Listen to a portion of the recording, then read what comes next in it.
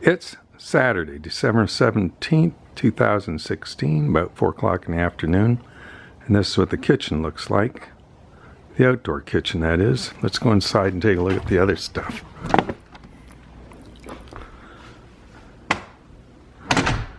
This here is one of the counters with a sink in it.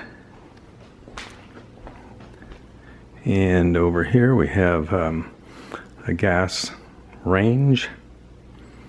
And on this side we have a 2-burner electric top plus a warming drawer below it. Prep sink over here. The other oven over here with a microwave on top.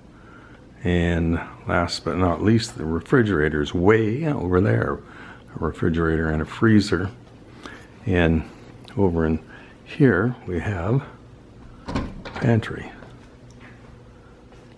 Looks like that, like a mess.